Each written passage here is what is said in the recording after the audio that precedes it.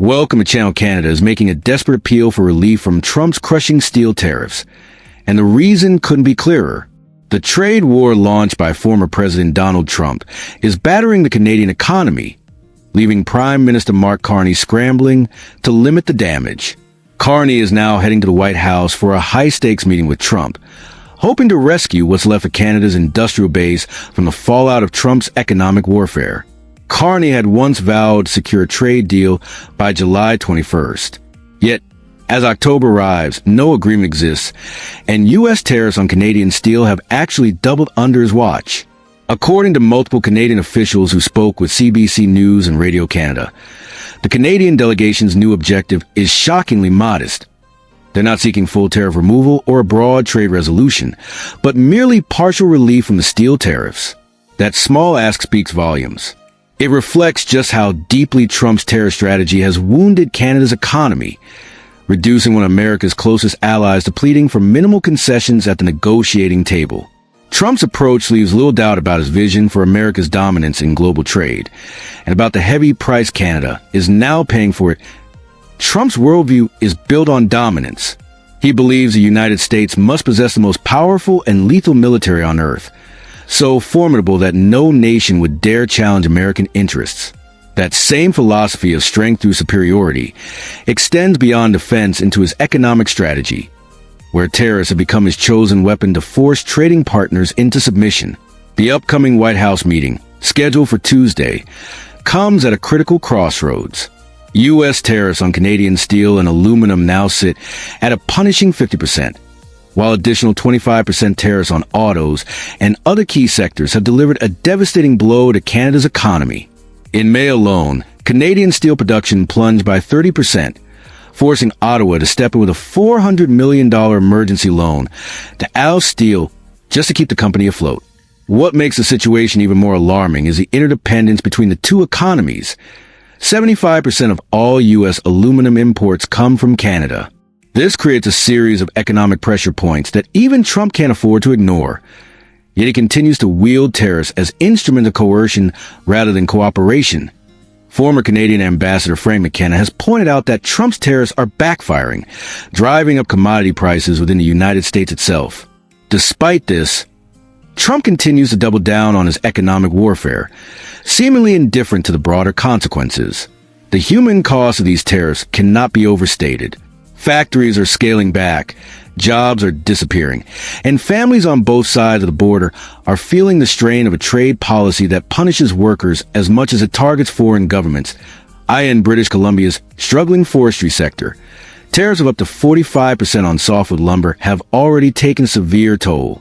Business owner John Brink was forced to lay off 300 workers, and his story mirrors what's happening across Canada, from steel mills to auto plants, where industries are buckling under the weight of Trump's trade war. What makes the situation even more alarming is the atmosphere of uncertainty surrounding the negotiations. According to sources who spoke with CBC News and Radio Canada, Canadian officials are treading carefully when discussing their goals, wary that Trump could abruptly reverse course, a hallmark of his unpredictable style. This climate of nervousness highlights the toxic dynamic Trump has created. Even America's closest allies no longer trust him to uphold agreements or maintain consistent positions. The backstory of this upcoming meeting reveals a pattern of economic bullying.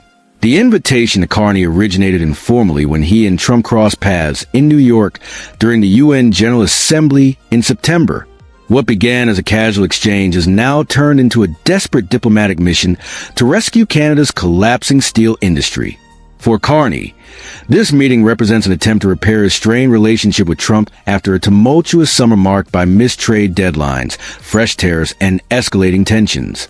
One flashpoint came when Trump erupted in anger over Canada's proposed digital services tax, forcing Ottawa to abandon the plan entirely, a move that underscored just how much leverage the U.S. president holds over his northern neighbor.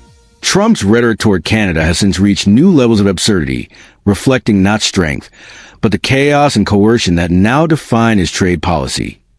Just this week, Trump stunned senior military officials with another inflammatory remark, suggesting that Canada could be protected under his Golden Dome missile defense system if it became part of the United States. He claimed that Canadian officials had reached out about joining the defense program, and in typical Trump fashion, he responded by saying they should just become the 51st state and get it for free. Such rhetoric infuriates Canadians and makes any form of constructive negotiation nearly impossible. Instead of fostering cooperation, Trump's provocations deepen resentment and further strain one of America's most vital alliances. Former Conservative Foreign Affairs Minister Peter MacKay has warned that Trump's inflammatory rhetoric makes it nearly impossible to maintain a productive negotiating environment, undermining any chance for good faith diplomacy between the two nations.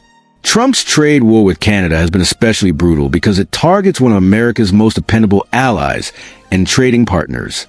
Canada is a top export destination for 36 U.S. states, with nearly $3.6 billion in goods and services crossing the border each day.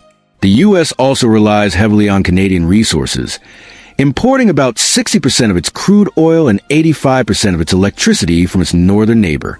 Yet, instead of treating this relationship as a partnership, Trump has approached it as another transactional battlefield, using economic coercion to extract concessions. The steel and aluminum industries have suffered the worst of it, hammered by 50% tariffs that have triggered layoffs, economic instability, and widespread financial strain across Canada. While Trump has selectively granted exemptions to certain sectors, Canadian steel and aluminum remain fully targeted, exposing the strategic nature of his pressure campaign. This pick-and-choose approach reveals Trump's broader strategy, using economic pain as leverage to force political compliance. What's particularly striking is that no world leader has managed to negotiate full relief from these specific tariffs. Some countries, such as the United Kingdom, have secured lower rates through broader trade agreements, but this has only deepened the sense of a hierarchy of favor, one where nations must compete for Trump approval rather than rely on long-standing alliances and shared interests. For Canadian officials, even partial steel tariff relief will be viewed as a breakthrough, a potential blueprint for easing other punitive measures already imposed on Canada. That faint optimism underscores the comprehensive nature of Trump's trade assault. It's no longer just about steel or aluminum. Virtually every sector of the Canadian economy has been touched by his tariff regime. The uncertainty Trump has unleashed now extends far beyond immediate trade impacts. It's casting a shadow over the entire U.S.-Canada relationship, leaving policymakers and businesses alike struggling to navigate an era defined by unpredictability and pressure.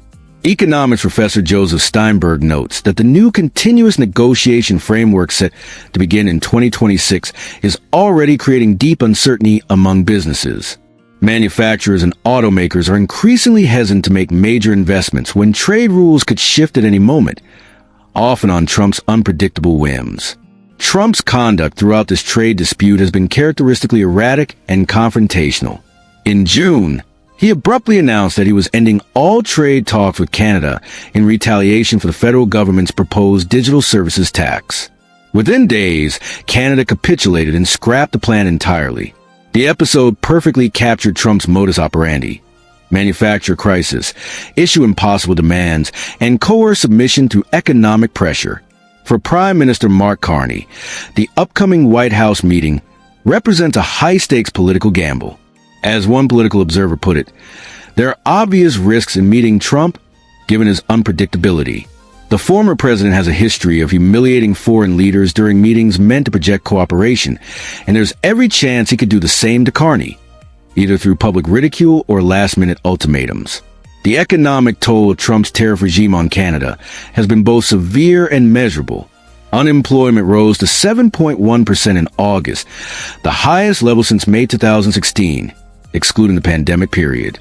Canadian businesses, squeezed by soaring input costs, have been forced to either absorb the financial hit or pass it on to consumers, fueling inflationary pressure across the economy.